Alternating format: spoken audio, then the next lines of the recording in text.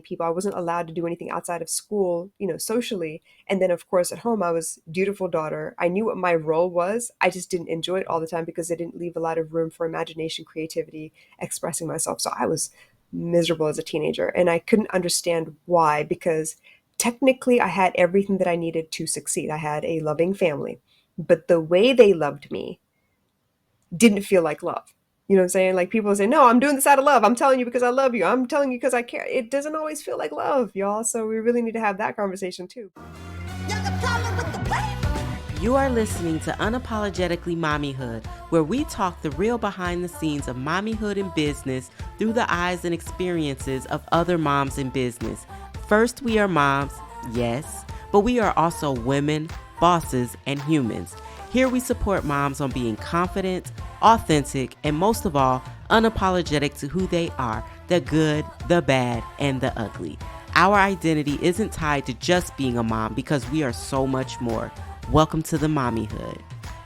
This episode is sponsored by Thrive After 9, a community and support system for moms who are coaches, consultants, and entrepreneurs supporting each other in a positive, safe, judgment-free zone of other like-minded women getting things done to thrive in your home and business. To find out more, go to www.thriveafter9.com. So, welcome to Unapologetically Mommyhood, where we talk mommyhood and business, unapologetically embracing who you are, not just as a mom, but as a human. Because mommyhood is real. It's not all the giggles and cuddles that you see all over the internet. Sometimes ish hits the fan, and sometimes we mean literally. And we have our breakdown ugly cries too. So, again, welcome to the mommyhood. So, today we are going to be talking about the 5 love languages and how you can incorporate it with your children, your spouse, significant other in your household to calm the chaos, bring down the overwhelm, and avoid burnout. And joining us today, we have a specialist in that area who's going to tell you about the 5 love languages. So, I'm going to go ahead and bring her in right now. Welcome, welcome, welcome. Hey, thanks Hi, for how having me. are you?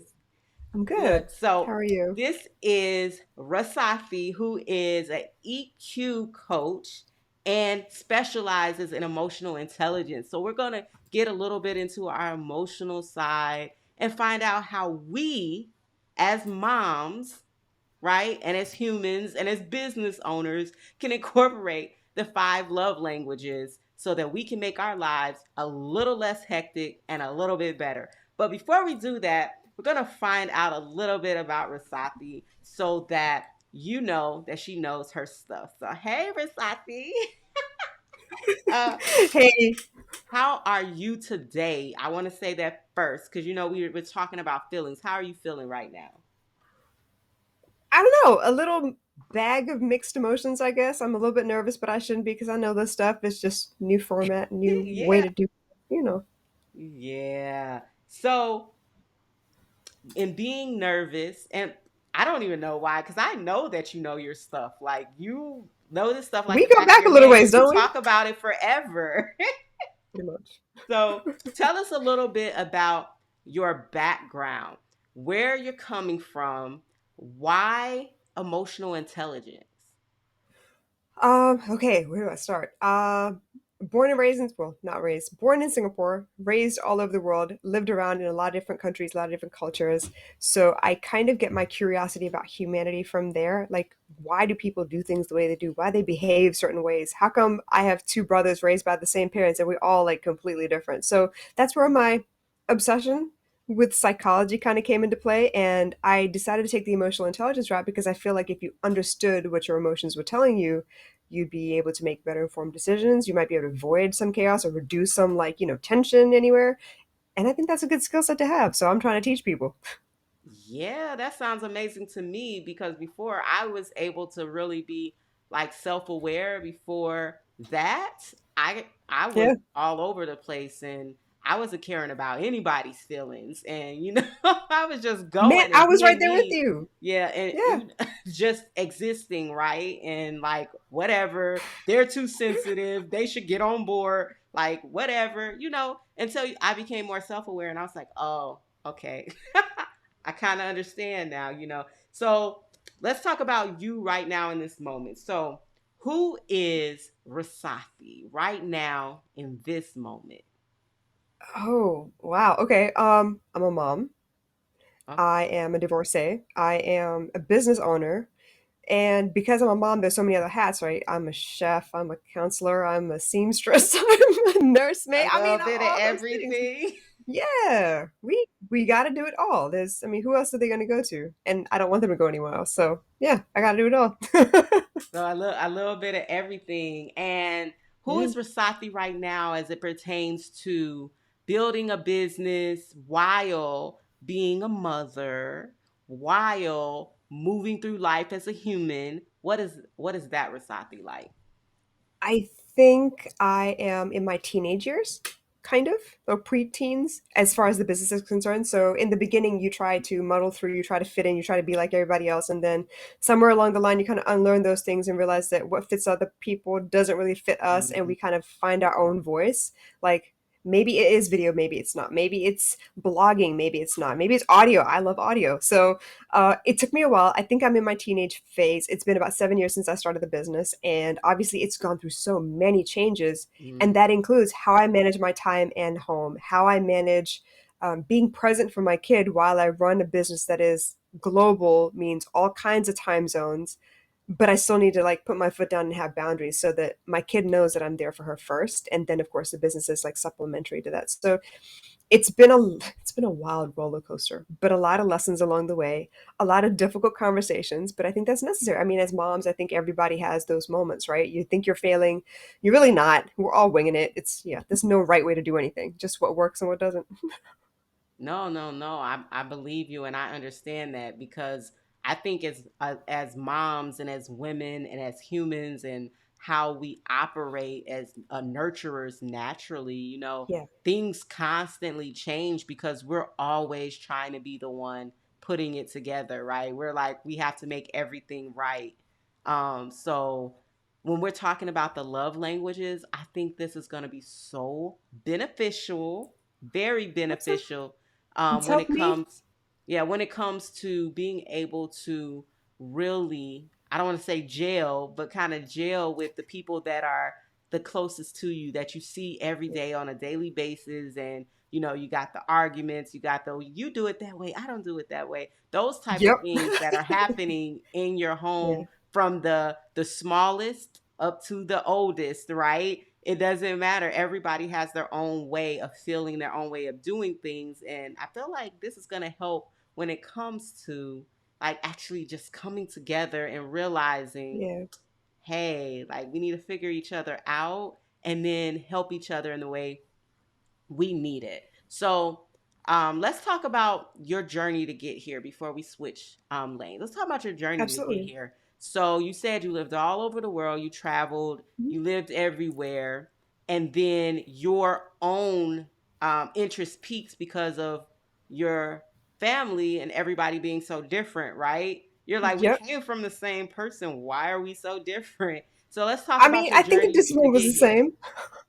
Um, Um, I guess the journey is all about self-awareness and kind of finding my own voice, who I am, what makes me me. And a lot of times I think I can generalize and say a lot of people would understand. We find a way to fit in according to the rules that we're told, and then eventually we realize that okay, that's not going to work because obviously mhm. I didn't make those rules. Somebody else made them for themselves and they kind of like pushed them onto me, but you don't know until you try, right? So it's almost like when I get into situations where I get to counsel young people and they're looking at, okay, what am I going to do for a career? I tell them, go try everything. Please go try everything. So you know what you like and what you don't like. Because in theory, things are supposed to work out. In practice, it's a whole nother situation. So it really matters. And I feel like for me to get to this place where I wanted to teach people about emotional intelligence, I had to go through a lot of difficulty. I had to go through a lot of arguments where there was a constant battle between who is right and who is wrong, which that's not supposed to be what the conversation is. Mhm. Both of you can be right. It's just different ways of doing things. How do I get that communicated across, though?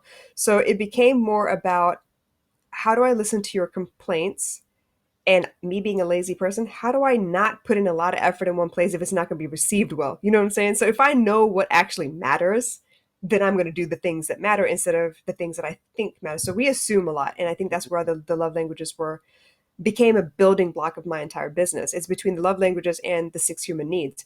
So with the love languages, if I know that you don't like being touched and I'm a touchy feely person, I should probably understand that if I'm going to touch you, it needs to be touched that you're comfortable with, or I'm going to constantly piss you off. You know what I'm saying? And I don't want to waste that energy. So if I can have the conversation with you and you know enough about yourself where you can articulate that, I think that cuts out a lot of unnecessary drama, a lot of unnecessary tension, because I don't think people realize that there is one way that you like to show love, and there's a completely other way that you like to receive love. And the five love languages, you need a little bit of all of them. It's not just one or two out of the five. It's all of them, just in varying degrees, depending on what you have with the people in front of you. So maybe you have someone who's really touchy feely, but they're not really good with the compliments.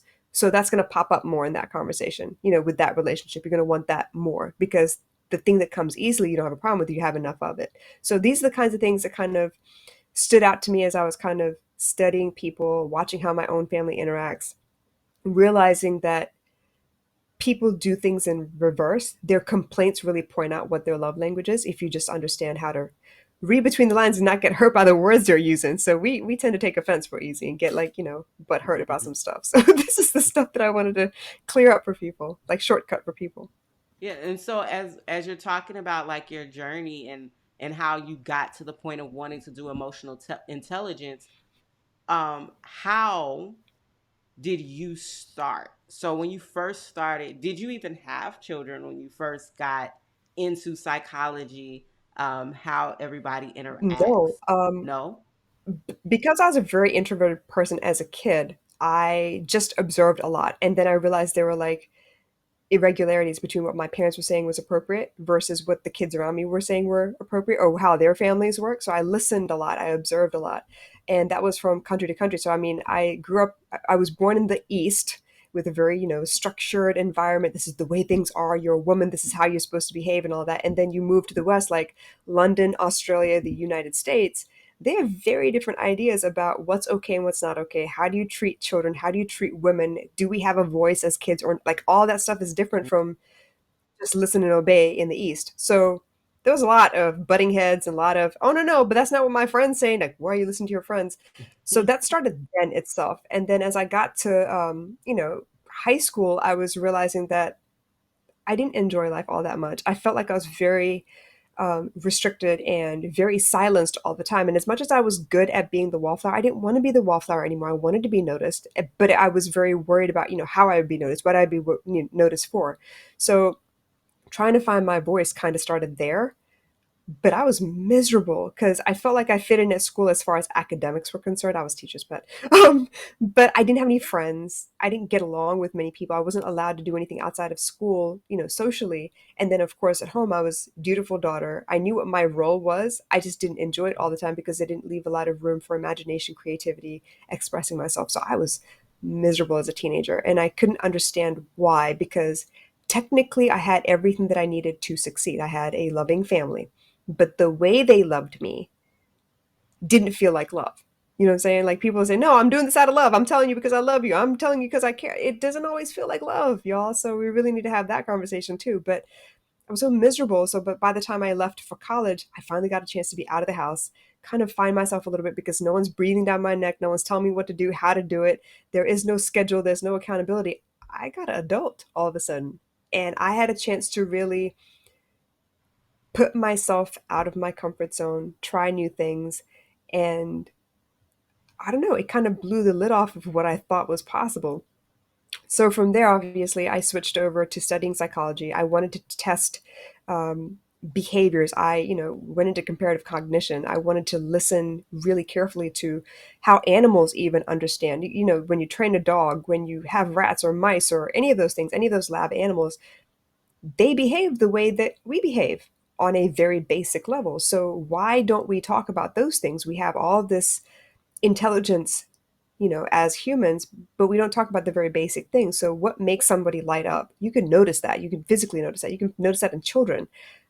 And what makes them kind of like, reduce their energy, kind of shrink away from things. You can tell, you can physically measure all that, but we don't look at that at all. We listen to what people say, we take things at face value, we assume a lot. And so that's where the journey really began, into me falling down this rabbit hole that is psychology. And then eventually, like years down the line, after I'd had kids, after I'd stepkids, after I'd gotten a divorce, somebody said, you're really emotionally intelligent. I was like, what does that mean? I've never heard of that. I know what IQ is. What the hell is EQ? And so it occurred to me that because I'd observed so many years, I naturally had this ability to notice.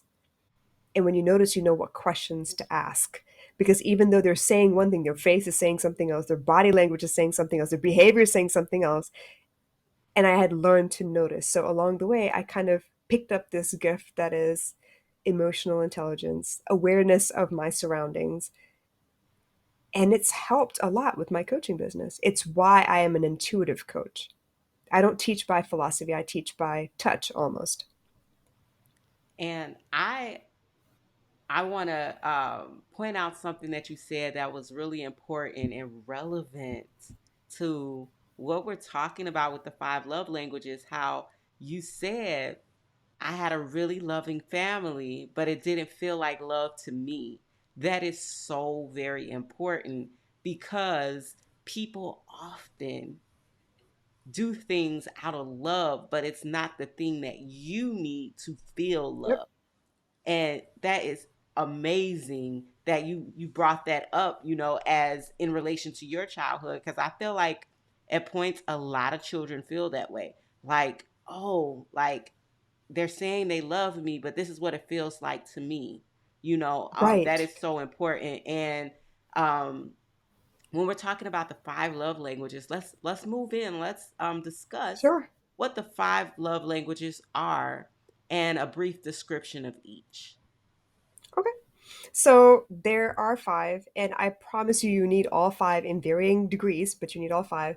One of them is acts of service, and my understanding of acts of service is if you have a lot of things going on and someone's able to help you with some of those things. This includes chores. This includes helping carrying groceries. It includes, if you have this big project and they can take part of that project and take care of it for you, that is an act of service. You are removing part of their burden somehow. So that's what I understand acts of service as.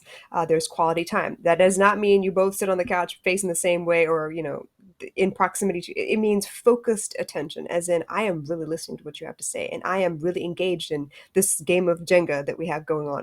It could be anything, but you're focusing the attention on the person in front of you instead of just sharing space, sharing proximity, sharing the same direction, if that makes sense. So that would be quality time. Gifts can be anything. It doesn't even have to be something that costs actual money. Obviously, technically everything costs money, but I mean, you don't have to go out and buy them a gift. It could be something as simple as, I made you food today that your favorite food is, and I know you're going through a tough time, so I made your comfort food and I'm giving it to you, and that is a gift because I took the time and the effort to create something that is specific to you. It shows you that I know you. I know what makes you happy. I know what gives you comfort, makes you feel safe. So that would be gifts to me. Physical touch is a little bit more complicated, and it depends very, very personally on each person that you're talking to. So physical touch could be anything from a high five. It could be, a hug. It could be just leaning on people when you're sitting around watching or having a conversation. You could be watching football. Just throw your legs on somebody. It could be holding hands as you walk down the street. My daughter and I hold hands all the time, and it makes me feel safe and makes her feel safe. So it could be something as simple as that. It doesn't have to be anything overly physical. It doesn't have to be kisses. It doesn't have to be, any kind of intimacy like that. It could be something as simple as a high five. Literally, it could be a slap on the back, just to say, oh my God, good job. I'm so proud of you, So it's something as simple as that. And then, let's see here, what am I missing? Words of affirmation. Words of affirmation do not have to be things like, I love you all the time. It could be like, oh my gosh, you did really great. I want to celebrate something with you. I want to tell you that I noticed something that you did, you accomplished. With kids, it's really great to see them light up when you say, "I love the way you drew that," or "Oh my gosh, do you see how much you've changed over the course?" I appreciate that you're getting better at this skill that you're putting effort into. So to notice progress in somebody else, I think, is a beautiful way to use words of affirmation. So there you have it: the words of affirmation, acts of service, quality time, gifts, and physical touch. All right, I love that. And I, over time, had to realize, what you actually really like. Because I feel like sometimes you adapt. Like you're like, You oh, change over time. this Yep. is what they are doing, and this is how they say they want to care. So you just accept that, even though it's not the way that you really feel like you should be cared for, right? And so, one of the things that I think is important is paying attention when it comes to our households, right? Paying Yeah. attention to your children, your significant other, your spouse, whomever lives with you, and knowing what lights them up, like you said. Like when you give Yes. them words of affirmation, does that light them up? When you have acts of service, does that like which one lights them up and which one lights them up the most? For me, I think mine is quality time. Like the other things, I'm like, like they don't really, they don't really matter to me, because I feel like those are more, some of those are more emotional things, and I Yeah. feel like I'm not that emotional. So if you Okay. come to me with words of affirmation, I'm like, okay, all right, like, but it's not like something that really like, things start going off like can't see like this, like that. It's not that for me. So I think paying attention to what lights them up is something that could be very helpful. So when we're talking Yep. about our children and how we can use the five love languages by learning them and being able to apply that to the home so that you can bring down that chaos, so that you Yes. can bring down the overwhelm by giving them that thing that they need to uh, I don't want to say focus, but to really listen to you. You know what I mean? Like Mhm. to really pay attention and be enthralled in what you're saying instead of you telling like a 4 or 3 or 4 year old something and they're like, they don't even hear you, right? Oh, yeah. Mhm. It happens They a don't lot. really hear you. They're like, yeah. Don't even worry about the age. It happens. Same with the teenager. You're telling them something and then they don't hear anything you're saying. But if you're giving it to them in a way that feels really good to them, Mhm. you know? So Yeah, let's talk about that a absolutely. little bit. Um, I think little kids are so much easier because you can tell very quickly what lights them up. But as they go through school and they learn how to control their responses a little bit, it gets a little bit more difficult to kind of decipher what it is that lights them up. So you were right, absolutely right, when you say what my love language is or was has changed over time. It's adjusted, it's evolved. And that happens for kids. It's easy to see them, that it happens with kids. So what was, they go through phases, right? So what was cool one time is suddenly not cool because their friends don't think it's cool and now they've adjusted themselves. But um, for me with my daughter, and then even with my stepkids, I think it was a matter of actually spending time with them one on one. I mean, a house full of kids means a lot of times you don't get that chance to do it one on one, but it's almost like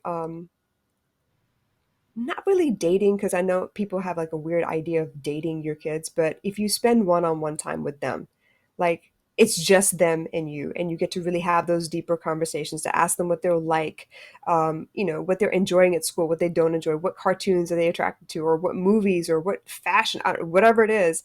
If you can get that one-on-one time with them, the more you know about them, right? Because it's almost like even with your friends, anytime that passes, so much life has happened in between, you kind of have to get to know them again because they're a new person. So the more often, the more consistent you are about spending time with your kid one on one.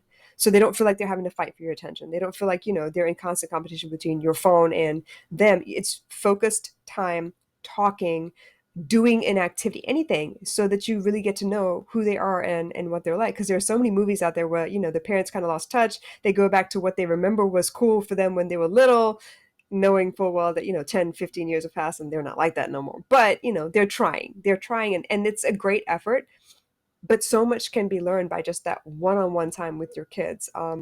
I had stepkids before I had my own biological child. So getting to know them was difficult because they were very guarded. They were from two different moms, and they came in from a place of chaos. They didn't know who to trust. They didn't know what was going to be there for a long while. So they didn't know what to invest their interests in or even start to reveal about themselves. So it took me a lot of being around a lot, showing them that I'm not going to disappear one day. I'm not one of those cut bait and run kind of people. I was invested in them.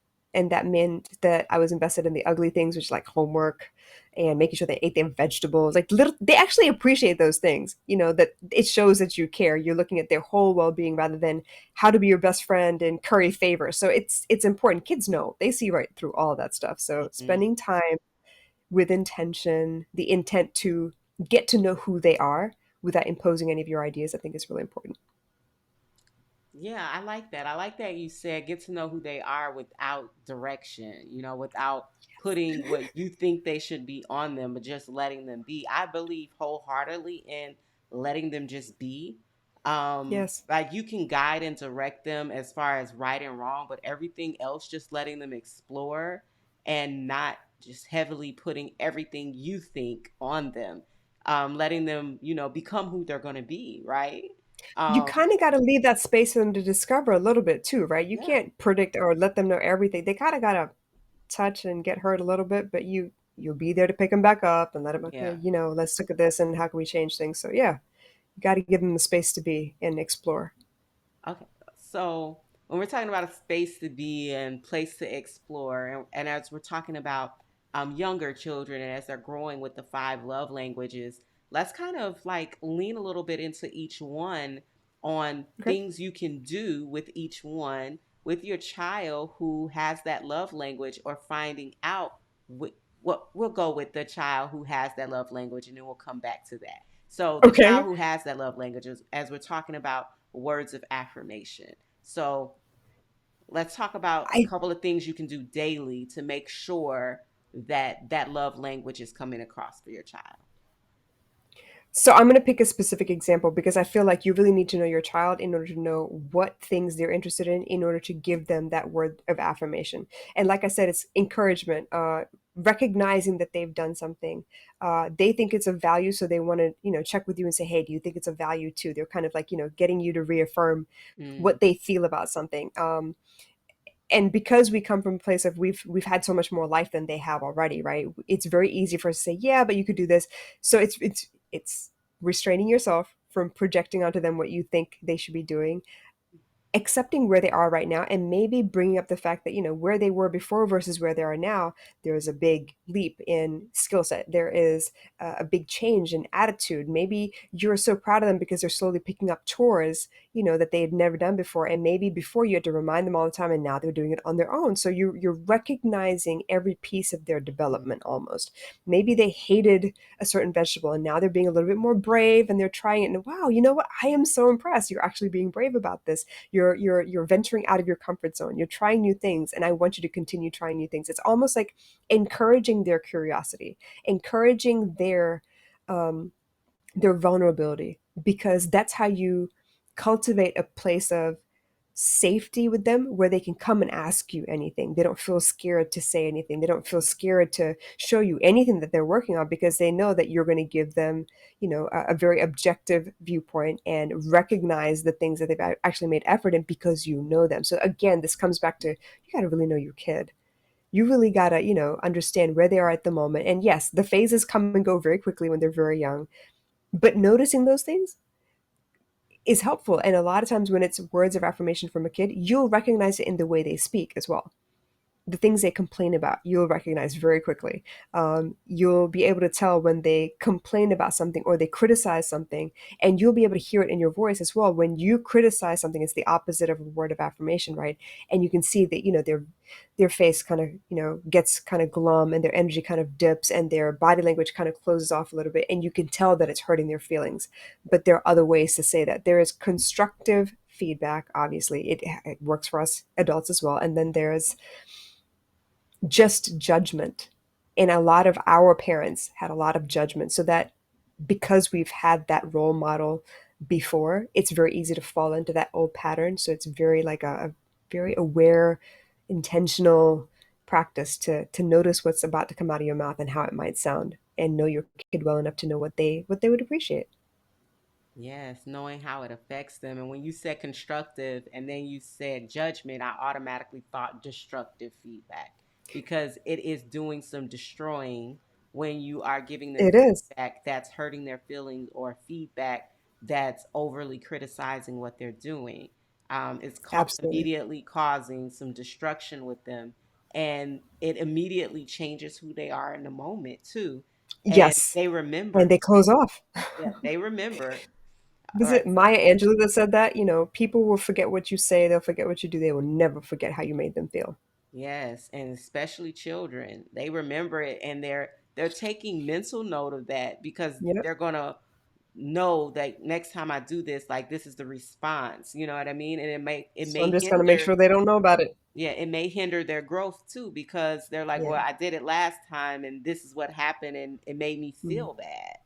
So Yep. that, yes, that's so very important. Okay, so we just covered words of affirmation. Let's talk about acts of kindness as we're dealing with children, and what are some ways that we can get that love language across to a child whose love language is acts of kindness. Hey, so I'm interrupting this video to tell you about this really amazing community where moms are supporting moms in a really genuine way to be a support system in not only your life, but in both your home and in your business. What's better than being with a group of like minded women who really care about you and your success? We're talking personal development, business development, co working, networking, and just support where we meet you where you are. We get and we got you. Check out the Thrive After 9 tribe at www.thriveafter9.com. Now, back to the episode.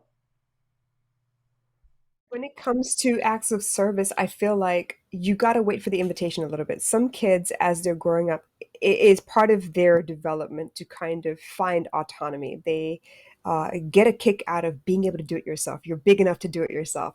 But sometimes you will notice that they will ask for your help. They will ask for you to be involved. Hey, can you do this with me? Hey, can you be here while I do something? And that for them, I feel like is an act of service. While you're not doing it for them, but you're being around, you're being supportive. Maybe you help with an aspect of it. Maybe it's they want to cook and they want your help with, a tool that they're not familiar with, or they want your help prepping so they can put everything together, and then they feel autonomous. They feel like, oh my gosh, I'm independent. I could do this on my own. So there is that aspect of wait for the invitation. They will let you know what they need help on, because I've made the mistake of wanting to help out and help out in a way that they were not expecting you to, and now they're mad at you because you took away the fun part and you didn't realize it was the fun part for them. So wait for the invitation, ask them if they want any help with something, you want me around for this, and they're very quick about saying yes, no, or maybe, because at that age I feel like they don't restrict themselves at all. They want to express themselves very easily. They don't think about it, they just say yes, no, or maybe. So I think that's really helpful. I do too. I love what you said about waiting for the invitation because sometimes you do things and they're like, no, I wanted to do that. And I was like, oh, okay. So waiting Yeah, for, like the I way they love that organize you stuff, just you said might not that. want to mess with it.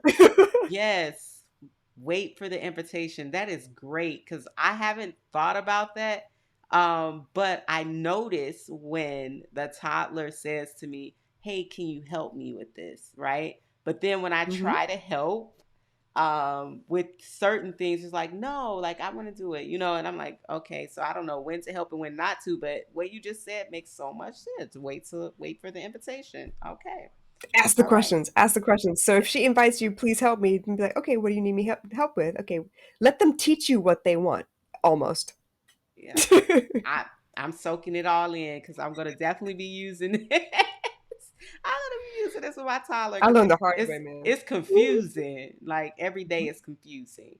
All right, no, okay. And so now we just finished talking about acts of service. What about physical touch?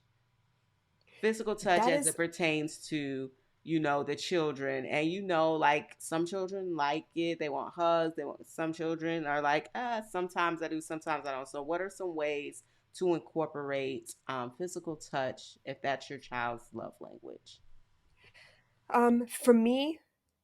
I've always been one not to try physical touch to test it out. I would rather have a conversation about it. So it will be things like maybe we watch a movie together and we see how, a parent and child interact on screen, and I ask them, okay, what did you like about it? Did that feel loving to you? What do you think about that? So then I'm not actually physically testing in case that touch isn't a good touch. You know what I'm saying? So I get nervous about that. I did not have a very good childhood when it came to physical touch issues. I had a sexual abuse situation when I was very young, so I'm very paranoid about that stuff. So I would rather have the conversation, and rather than test it out on the kid, I would rather use media like cartoons, TV, movies, all that stuff. There's plenty of examples of physical touch on there where I don't have to physically touch the child first, and they can tell me what they think of that. So you see something on TV and you're like, oh my gosh, I didn't like that so much. That didn't seem very loving. And I'm like, okay, well, what would you do differently? And what would be more loving to you? And then hearing them give me that feedback gives me an idea of, okay, well, this would be better then. This is what they would appreciate. Maybe it's something as simple as, rubbing their head or doing their hair. Some people really are very particular about their physical body. And I think children have a really good sense of what's okay and what's not okay until they're told how to feel about what's okay and what's not okay. And then it changes and they're kind of battling between what feels good to them and what's supposedly okay with, what the culture is telling them. So those conversations using media in that way, I think is really great because I don't have to violate your privacy or your boundary or your space to test and see what works. We can talk about it instead with a third party, situation that we're looking at. Okay, and as we're talking about with your own children, and what about cues, or what about I want to say asking the question, oh, would you like a hug? Do you like hugs? Oh, would you like a kiss? Do you like kisses? You know what I mean? I think with the Mhm. children that kind of are at an age that they understand, so I'm like, oh yeah, I want a hug. Oh yeah, I want a kiss goodnight. You know what I mean? And then Sometimes that also works, and with sometimes cues. asking for their favorite memories of when they felt the most love. Like, what was your favorite time that we spent time together? What was your favorite time of, when we anything, any of those favorite memories can actually give you a cue. Some kids, when they're very, very little, you can ask them that and they'll be yeah, yes or no. But as they get to, like, I don't know, 6, 7, 8, they're getting a little bit older. You don't really know what works, what doesn't work. Um, Having a conversation in a kind of, I don't know, not really social, but like a not like a formal conversation where you're not sitting across the table from each other, but kind of like maybe if you're going for a walk and you talk about these things in passing, it's not so. I'm asking you a direct question, you got to directly answer me back. We kind of talk in theory, and you enjoy the activity that you're doing, and you kind of talk around the issue. That might be a different way to kind of approach it. Like I said, young kids, it's real easy to ask, and they say yes, no. But as they get older, I think there's a lot more thoughts involved, a lot more feelings about what they see versus what they want. Um, and so something a casual, that's the word I was looking for, a casual setting where you can have these conversations. And maybe it becomes one of those once a week we do this. And so that's that place where we can have these conversations that we want to discover more about each other. And it's not like okay, something happened and now I got to address this issue kind of thing. You know what I'm saying? So then it's like something they can predict. It's a casual setting a little bit. Okay, so we've talked, we're talking about physical touch and ways that you can engage your child whose love language is physical touch, starting with smaller children and moving on to older children. As we know, like, as they get to teenagers, like, their love language may be physical touch, but they don't want your physical touch at the moment because It's they're like a mood having a thing, right? moment, Yeah. right? Yeah. So, knowing the cues, knowing the questions, having the conversations is a good way for physical touch. Now, as we talk about receiving gifts, Okay. um, when we're talking about children, especially smaller children, I want to say um, up to about what, 9 or 10, like Hmm. smaller children, and receiving gifts like toys, just different things. I Yeah. don't see a problem, there, because they're always excited for Christmas something is the new and to thing, try right? Yeah, something they're new, excited. right? Yeah. So, what are some ways to engage your children if they are very in tune with receiving gifts as their love language. Even, I want to say, even if you can't buy them things all the time.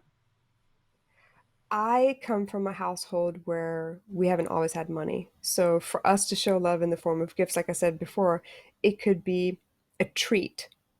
It could be something I made for them that shows them that I know them very well.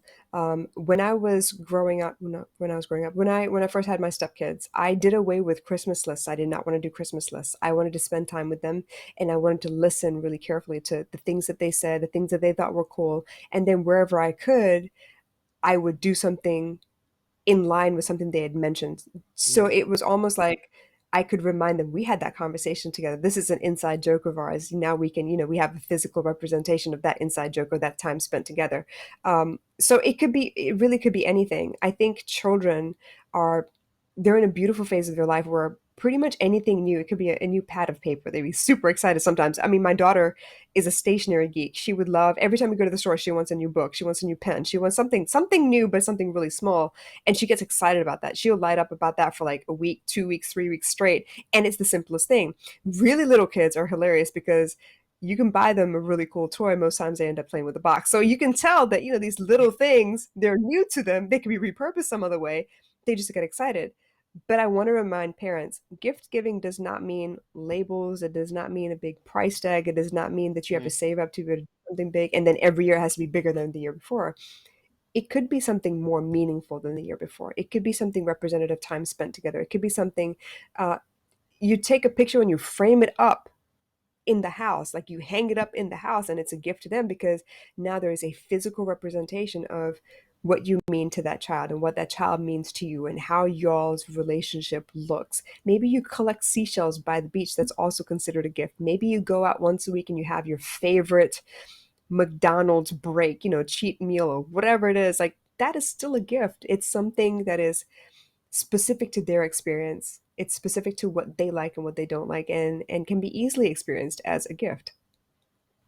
I like that. And you kind of don't think about those things. You don't think about, oh, I'm getting them something that they really enjoy. So that is um, a receiving a gift because to them, Yep. it's something simple to us, but to them it's big. And sometimes I think we forget that. We forget that something as small as giving them their favorite treat is a Yep. gift, you know?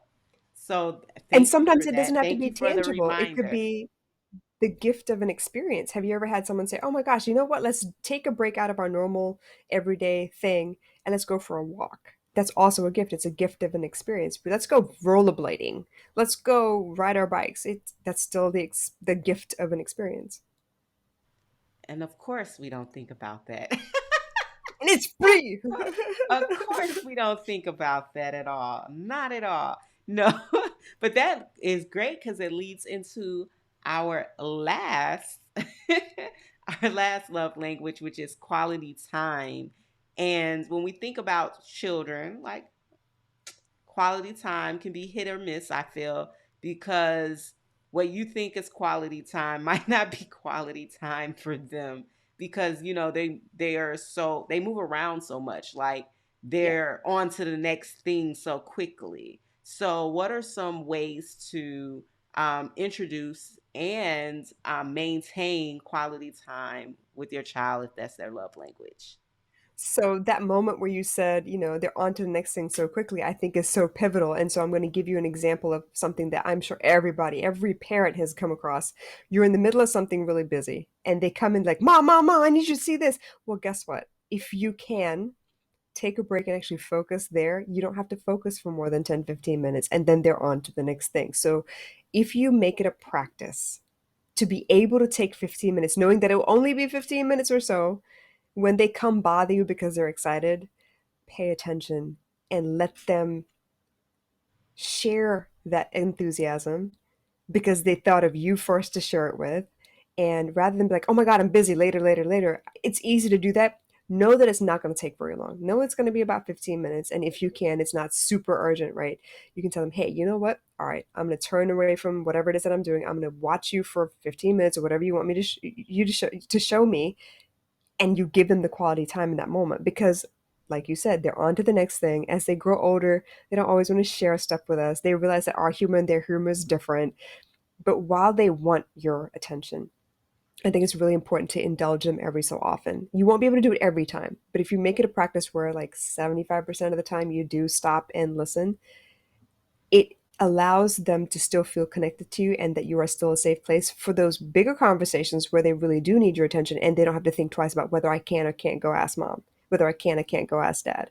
So I think that's really important for people to like, notice. Yeah, they're going to bother you. You'll be, knee deep in some stuff that you got to get done now, but when that child has a moment and they really want to share something with you, if you can, please, please, please try your best to take about 15 minutes, really focus on them because it won't take much more than 15 minutes. Usually, if they're sharing something with you, it doesn't take much more than that. I love that. And I love that you really brought that up because some of these things I've started doing just, I won't say unconsciously, but as I'm recognizing what's going on, I know that when the toddler comes up for bed, and I'm always in my office at night because I'm always working late, like at night. Yeah. And when she's coming up, I know that she's going to open the door, stop, talk, ask me what I'm doing. So when I hear her coming up the stairs, I'm already prepared that Yeah. she's going to come in and start talking to me. You get what I Yeah. mean? So Yeah. at first I was like, go to bed. It's time for bed, and then eventually I just let her come in and talk. And then as everyone else comes up, they're like, "Come on, it's time for bed." So I let them say, "Come on, it's time for bed," but I let her talk until. And Yeah. that has, really been like it feels different. At first I It felt bad because reduces I'm the amount of always tension, right? yeah, yeah. I always felt bad kind of sending her away, and I know it made her feel bad. So I was just like, I'm just gonna Yeah. let her talk, right? I'm just gonna let her talk. And then it felt better because Hmm. she's not being, hurried away, and Yeah. I'm able to like just take those few minutes, like you said, because it's not a long time. It's probably It's like not. five, They get five to tired. 7 minutes. You know what I mean? It feels like a long time, but it's not, Yeah. right? Because you're in the middle Yeah. of something, so it feels like a long time. So I love that you said that because I think that every parent can use that. Like sometimes when your kid comes in and you're busy and you're like, oh no, go like I'm working or I'm doing this, and they're automatically deflated because they're like, Yeah. wow, like, and they're automatically deflated, and you can handle that differently. So I love that you said So that. let me ask you a question. When you changed the way you saw that and you allowed it a little bit, you didn't fight against it, you allowed it, didn't that fill you up a little bit when she went back to bed finally as well? Yeah, like there Yeah. was no I don't want to say anger because it's not, there was no irritation, right? Right. Because before it was a little bit of irritation because I'm working, and she comes and it was a little bit of irritation because I'm like, I'm working. Yeah. But then I know that feeling. when I didn't even like, I stopped caring about it, there was no irritation. Yeah. I was able to get back to what I was doing quicker because, with the irritation, now you have to center yourself You back gotta to what wind you're down. doing. You got to get back in you know what I mean? But once Yeah. I just forgot about it, it was much better. And Yeah. for me, I realized that, when she has a chance to share something with me, like my daughter does that. When it's time to go to bed is when all the stories will come out and like she wants to talk and talk. But it's also because I've been busy all day and I haven't had the chance. So this is our time together. And once I started doing that, I walk away from that little piece of time feeling better about myself and re-energized almost. So don't knock the little things. They really matter to both of us, the kid and the parent. Yes, because it makes you feel better too when you can actually engage in a positive way, and instead of engaging with irritation or anger, because that affects you as well. Like you might not know in the moment, but when you think back to it, you're like, why did I do it? I could have did this in a different way, right? So it's about, Yeah. that awareness and actually, being aware and then saying, okay, let me try it a different way and constantly practicing it, right? Because I think that we don't practice it. Like we're like, okay, we're gonna do this, and then we We know it don't in do the theory. Yep. thing. Yeah, we don't do the thing, and then we don't do it again, and we're like, okay, I need to start doing it so it becomes natural. You know what I mean? Like it's something that we're doing naturally because now I already know what's gonna happen. Yeah, So I don't, I don't don't, fight yeah, I it. don't fight it. Yeah, I don't fight it because I already know what's gonna happen. That's what happens. She comes in, she goes to bed, and I'm like, okay, and I'm still doing what I'm doing, right? And and what you've that, intuitively done is learned what her process is.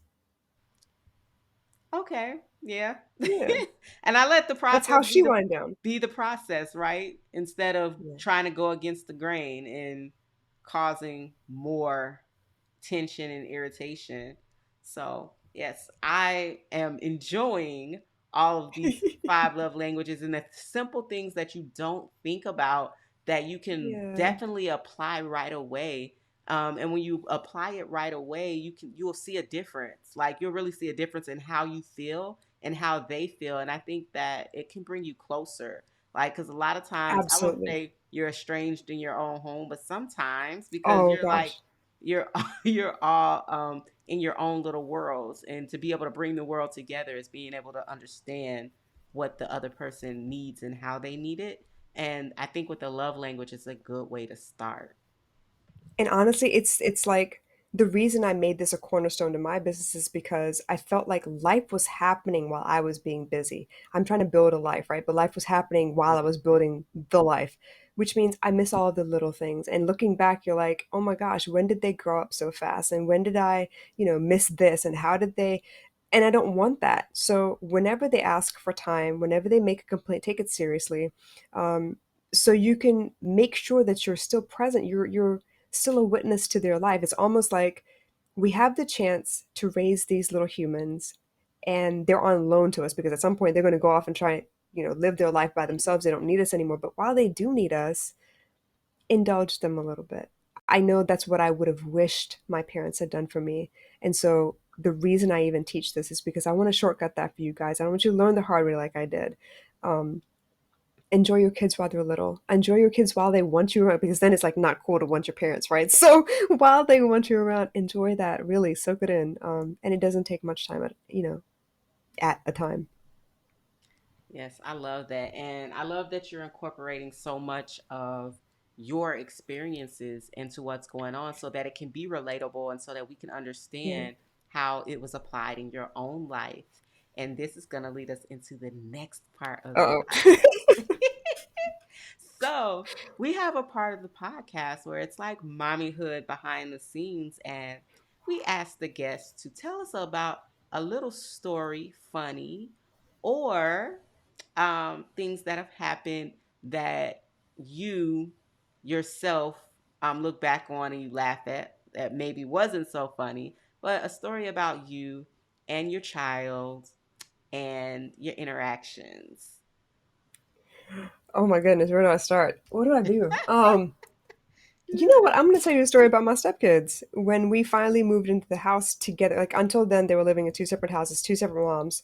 And I was like, no, this won't do. I think that, siblings need to know each other a little bit so that they get to grow up together. And I remember thinking as I was growing up that I would never be like my mom. I would never be that strict. I would never be that harsh. I would never be that exacting and judgmental. And then, you know how moms usually tell you, you don't understand until you have kids. And I'm like, whatever, don't curse me. And then I had stepkids. And first of all, that was, a rude awakening because they're not physically mine. So there's certain things you can and can't do with stepchildren. And as much as I want them to know that they are mine, I do claim them. I'm proud to raise these children. Ooh, they tested my patience and they pushed my boundaries. And I heard my mom come out my mouth, and I was like, oh, because I heard the I told you to do it because I said so. And I heard, don't cry, give you a reason to cry. Oh my God, my mom used to hit me, and I caught myself raising my hand. I was like, I can't do this. Like, I can't do this. Are you crazy? At that Oh, point, I wow. realized I was looking at these children. Like, I had a stepdaughter and a stepson. They were about 6 years apart, and I could suddenly see the change in their demeanor when I raised my voice because my stepdaughter was very sensitive to the volume of someone's voice, and my stepson was very sensitive to being ignored. Mm, And I tried everything under the sun. I couldn't figure out how to and I realized what I was doing was I was trying to control them, which is what my parents did to me. I was repeating what I knew until I realized that that's not going to work. These are two separate kids. They respond two separate ways, and I need to really pay attention to what hurts their feelings and what actually lights them up. And that's where the five love languages kind of came into play. When my daughter would hear me yell because I was frustrated. I didn't know what else to do. I told you nicely 10,000 times. You still didn't listen. So I'm going to raise my voice and hopefully that catches your attention. Yeah, that didn't work out so well because she would be that deer caught in the headlights and she would be paralyzed. And then she didn't want to talk to me for a while. And I was like, shit, now I've lost her. And I got to build that rapport back again. And it's not that I was mad at who she was as a person, I was upset with the behavior. And so when I came at it from that point of view, it was like, obviously what my parents did not work because I was product of that and I can't pass it on to these kids. What I had to do was get to know them. So if my daughter was sensitive to sound, I had to find words of affirmation to kind of encourage the behavior that I did want rather than criticize the behavior that I didn't want. I had to give an alternative. It's almost like you're doing this thing and it's destructive to the end result of what you want. So how about you try this instead? So I gave her the choice and I gave her an alternative, and that worked out so much more beautifully than I could have imagined. With my son, he was very sensitive to the fact that when I was pissed off and I was done yelling, then I needed space. I can't be around you. I can't look at you right now because I'm mad and I need to calm down before I can speak to you again. And that's when he would come creeping by like, are you mad at me? Are you gonna leave me? Are you gonna No, I'm not gonna leave you. I'm still here. But what I need you to understand is this is important. So it became a question of not what's right and what's wrong as a behavior, and not that you're a bad person because you exhibit the behavior. We're going to tackle the behavior. It's going to be you and me versus this behavior. How do we fix it? And then it became a question of what are you doing that's productive and works, and what are you doing that doesn't work? Because I need you to connect with what your end goal is. So then it became a co-parenting. He and I were parenting him. She and I were parenting her. We were trying to figure it out together. It wasn't me against them. It was me against the situation that was causing a problem or the behavior that was causing a problem. And that made a world of a difference. But yeah, before that, I definitely saw my mom come out my mouth. That's And I so definitely funny had a because good cry with my we mom say one day. that all Like, the you're time, right. right? Like, I'm not gonna do this that way, and then you find I yourself wrote and a you're book like, when I was and then little of all the things I wouldn't do. And I and did then every think last one about of if them. you look like your parent too, and then you see yourself doing what they did, and you look And like catch a them. reflection in the mirror, be like, oh no. That is that's hilarious. I love That was it. bad. Okay, and as we're talking about this, this leads right into what I was gonna ask next. So it's so funny. So, what's one thing you would tell your past self? So, as a mom, looking back, knowing that you're gonna become a mom, right? What's one thing that you would tell your past self? In order for me to better understand the world around me, I probably would tell my younger self the fact that what my mom did, how my mom raised me, was the best she knew at the time. She didn't have anyone else to role model. It was not a culture of let's compare notes and see what the best way to raise a child is. It wasn't a village raises a child. It was let's get all the like-minded people together and we're gonna make sure we all do the same thing so we can reinforce it over and over again. So Mm, what I realized over time is, and I want my younger self, I wish my younger self knew, is as I was growing up, I was watching my parent grow up. There is no manual for that. There is a lot of trial and error. So if you think of them as they're growing up too, there's nothing that says this is the way it should be done. It's like you give them a little bit more compassion. You see them as human and not this role model who's supposed to have it all figured out because they damn sure didn't have it figured out. They did not know any better. mm. I like that because we look back on it now, and I think before we even made it here, right? We were like, man, why did they do those things, and why did that happen? And we know now that they did the best they could at that time. They did what they knew, what they were taught, right? And it's been just What passed was down. allowed? Yeah. Yeah. Our parents were so stuck on what was appropriate according to culture, according to religion, according to I don't know what, that they never thought for a moment that they could decide for themselves, define for themselves, and we have the Mm. opportunity now. Yes, I love it. Just being able to just be. And I say that all the time, just be, because we look to other people and we look to other things to see what we should do. And I say Mm, like just be and do what feels right for you, right? Like that's you don't that key have to word. Feels right. Yep. feels right for you. You don't have to go with what everybody else is doing or go with what you were taught. Like do what feels right and good for you. And honestly, if you love your decisions, there's no need for anyone else to like co-sign to that. You love your decision, that's all it is. Finish. Just Yeah, keep that's on. that's that unapologetic, right? Just you don't need a cosign, you don't need Mm-mm. anybody's input. Just move how you move, and um, that's where it's gonna be, right? Yep. So I we have one question for Sure. today, and that question is kind of putting you on the spot, but that's you know your stuff, right? So the question for the Q&A is where do you begin to offer the other person, like your child or your spouse, their love language if you're uncomfortable because you're not an emotion sharing person? So how do you ease into it? Like it's something you're not used to, so how do you So you're begin? stepping out of your comfort zone, you mean? Yeah, yeah. So you're uncomfortable because it's not something you're used to because it wasn't done for you. So how do you begin to share and offer their love language to them? I'm gonna give you an example. My stepson was a very physical touch person, and he got very upset a lot of times because I was very physically affectionate with my daughter, but I wasn't so physically affectionate with my son. And mostly that became a thing that was a spin-off from my traumatic childhood, my experience with men in general. And I didn't want there to be inappropriate touches or any. I didn't know what was appropriate. So what I found I had to do was I had to talk to him a lot. I had to spend time in other ways. I had to learn that there were appropriate touches that had nothing to do with his physical, like his main trunk of his body. It could be his hand, his arm, his hair.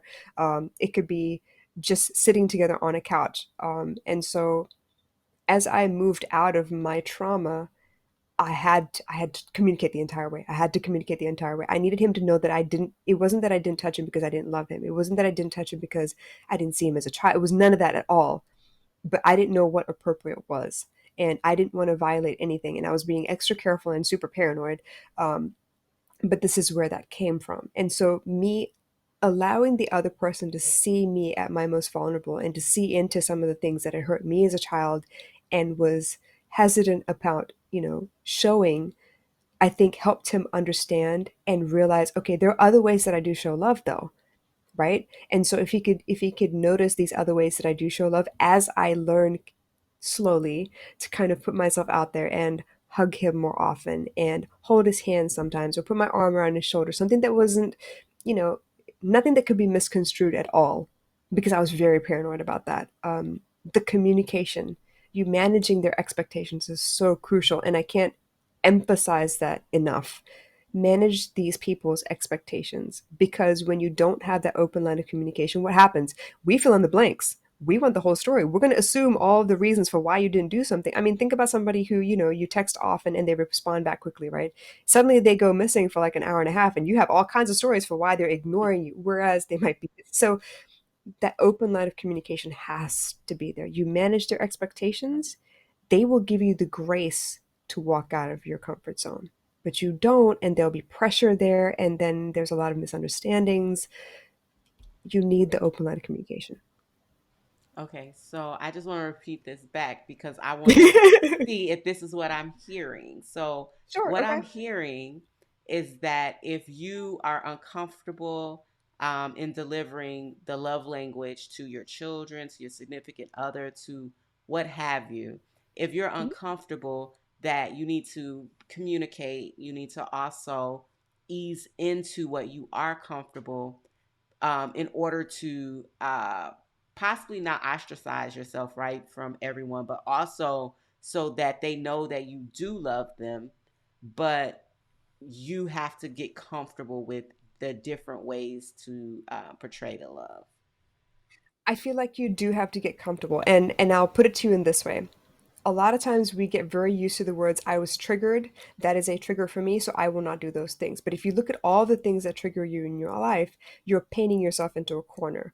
Part of the reason that we have relationships is to heal us through old trauma. So if you find yourself in a relationship that is safe and they are asking for something that you're not comfortable with, it is an opportunity for you to heal, which means teach your nervous system that this new situation that you're in is not like the old. A lot of times we look over our the body of our life experiences, right? Let's say I had three relationships, all three relationships sucked and they just did not work well. For me, that's three out of three, which means always this happens. But in the grand scheme of things, that's three out of I don't know how many billion. So I need to embrace the opportunity for a new experience to negate what I think is the rule. What we Mm, don't realize is a lot of our experiences, a lot of those traumas, they are the exception to the rule. But because they're one of one or one three of three, they feel like this always happens to me. So we have to teach our nervous system, which is built to protect us, to avoid pain, right? Everything is so we don't die in order to grow out of that. So you adjusting and stepping out of your comfort zone and getting used to something you're not used to, getting used to something you don't feel comfortable with slowly in a safe environment helps you heal past that trauma. You can't heal anything that you don't try again and prove to yourself will turn into something different. mm. Yes, I love it.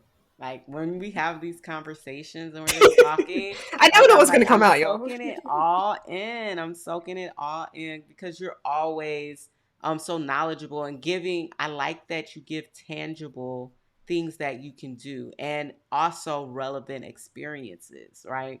Because I I feel feel like I like didn't when live through all that crap not to share it. yeah, and when it's relatable, right? You're Yeah. like, okay, this is where I was. This is what happened. This is how I got through it. It's so relatable and relative that people can see, like, okay, that this is not just me. Like there are other Yeah. people out here that have had these experiences, and it can definitely help me as well. And I hope so.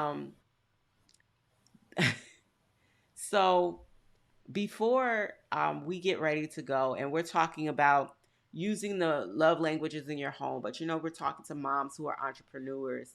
Yeah. I thought about being able to also keep the chaos down, the overwhelm, and the burnout when it comes to business as well, and being Hmm. able to utilize love languages in your business, right? And the awareness and the discernment to know, okay, I should be working with this person. I should not be working Hmm. with this person. This is my love language. This person, they're not going to mesh well with my love language, right? And Yeah. if I work with this person, I'm going to have chaos. I'm going to have overwhelm. I'm not going to have such a great experience because I feel like sometimes as women, as moms, as business owners, that we don't look at ourselves first a lot. We're always worried about everything and everyone else, but Yeah. being able to apply this to ourselves in knowing in business who to work with, who not to work with, even with clients, being able to say, okay, this client's not going to fit with me because that's going to take away from my peace and sanity, and I'm just going to pass. So Yep. as we're applying love languages to mom entrepreneurs, the entrepreneur side. Oh wow. I'm going to give you a quick energy test. I think that would be really helpful because first of all, you need to know that saying no to a client is absolutely acceptable. And Yes. no is a full stop, no explanation necessary. You know, it's a full sentence. But the energy test I want you to think about is when you interact with that person, that potential client, when you interact with a specific, maybe it's, a supporter who subscribes to your channel and always comments, when you think about interacting with that person, how does your body feel?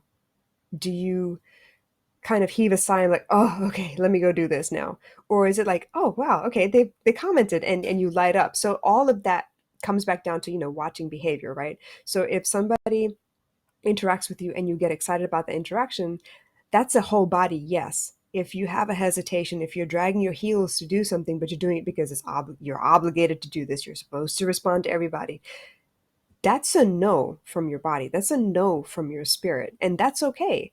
Not everybody is meant for you, and not every client is meant to be your client. As much as they choose their coaches and as much as they choose the products and services, you have every right to decline service. And you can make up something sweet and be like, you know what? I'm actually fully booked up on that time, or I don't deal with clients in that specific regard, but maybe I can refer you to somebody else who does. But you have to get used to, and this is for home and for and for work, saying no and being okay with that. There is no shame or guilt attached to a no. This is for your sanity, it's for your peace of mind, and your business, much like your children, is another baby of yours. If you want the business to grow, you can't be your best self if you're always in survival mode. If you're always fighting for energy, if you're trying really hard to accommodate other people, there you give up pieces of yourself when you accommodate. There are sometimes there it's a joy to accommodate, and sometimes it's like, oh my gosh, why do I have to do this? It's like it's taking away from me. So when it comes to your business, get used to saying no, please, because the last thing you need is a client that's going to take up all of your time and energy, constantly clinging on to you, where you can't serve anybody else. And that's the real thing that happens. So it's okay to say no. It's okay to give them a polite, redirection to somebody else who might be a better fit. Um, but you got to take care of you, especially if you're building a brand, if you're building a business, because that is an extension of who you are, correct? And you can't be your best self if you're in survival mode. I love it. And I love that you talked about energy because energy is very important when it comes to the overwhelm, the chaos, the burnout, right? Like if your energy is good, you're able to move, right? If your energy is bad, that causes that chaos, that overwhelm because you're trying to like you're moving in survival mode, like fight or flight, right? And you're Yep, definitely not in the mode to where you're going to be able to move from business to your home because you're going to take that with you, right? It's like a transition that you need. So my thing is if you don't have it in your business, you're not going to take it home, right? So being able to discern what feels good to you and your love language and who you work with so that it's not being crossed over into your home life as well. Because I feel like a lot of times you can take that with you. And sometimes you don't even notice that you're taking business or work energy home, right? And absolutely. being able to If do that somebody's right broken up you front. so badly down, you go home. Where are you supposed to recharge? Home is where you're supposed to recharge, right? So of course you take it home with you. I'll give you an example. Some people in my line of work, some people want the attention, and some people actually want help. And being able to notice the difference will make or break your business. Yeah, I love it. That's a full like a full word right there. Like I love what you just said. I love It's it. hard, but yeah, trial and error, you'll figure it out. You said trial and error, you're figuring it out. Yeah. So as we're as we're leaving, the last thing that I do on the podcast is I do what's called a tool and a tip. So Okay. today, as we're talking about emotional intelligence, I'm going to give a tool. Then I'll come to you for a tip. You got a couple of seconds to think about the Okay. tip that you're going to give as we're wrapping up today. So, Let's see. my tool for today. So, as I give you all tools, it's not always going to be a business tool, it's not always going to be software, hardware, things like that. Today's tool is really simple. You probably already have it at home. It's called a pen and a journal. Your tool that I'm giving you today will help you along the way as you are going through transitions at which are daily as a mom entrepreneur because things change in your house daily, things change in your business daily. To take the time to journal in the morning, whether it's 2, 3 minutes, it doesn't have to be long, it doesn't have to take a lot of time. Journal in the morning what you would like your day to be. Journal at night what your day was, what you would like to change, so that each day you're setting off the intentions for your day, and every night you're writing down what actually occurred, what you would like to change and set up for your next day. So, journaling is your tool for today. And if you're a person, you're like, I don't really like to write, even though I believe that when you put the pen to paper, that all of your thoughts flow and they flow unending and you don't have to really think about it. Go ahead if you can and you want to journal and you don't like to write. I don't want that to be your holdup. So, what I want you to do is grab a voice recorder, grab your phone, hit voice record, and just talk it out because I don't want you to have any excuses to why you can't journal. So, if you're like, I don't want to write it down because I don't really like to write. Like, that's not my thing, but you are a talker. Pull out your phone, hit the voice record, and go ahead and record your intentions of the day every morning and night, what happened, and then what you would have liked to happen if it didn't go exactly how you wanted it, to set up your intentions for the next day, and do it daily just to get those thoughts out, to get those feelings out, and to really like get a focus. So your tool for today is a pen and your journal or your voice recorder if you don't like to write. So now we're going to move over to Rasathi, who is our EQ coach, and her expertise is emotional intelligence, to grab your tip for today. So, your tip for today is to pay attention to your feelings. Your feelings pop up for a specific reason. It's your spirit talking to you and telling you what works and what does not work. So, those ugly feelings, those feelings we don't want to admit to, Mm. they're telling you that whatever it is that upset that feeling does not work. You need to change it. So, if you find a way to draw awareness to your feelings and figure out where the feeling is coming from, I guarantee you'll be able to find better solutions and better ways to do things. Yes, I love that. Pay attention to your Pay feelings. attention. Don't avoid them. Pay attention now. It'll make a difference, I promise. All right. And so as we are leaving for today, I would love to thank Rasathi for showing up It's my and pleasure. giving so much wonderful information on the five love languages, how to apply them to your children, your household, yourself, so that you can calm the chaos, the overwhelm, and avoid burnout. Um, Rasathi, what I want you to do now is just tell everybody where they can find you online. Okay.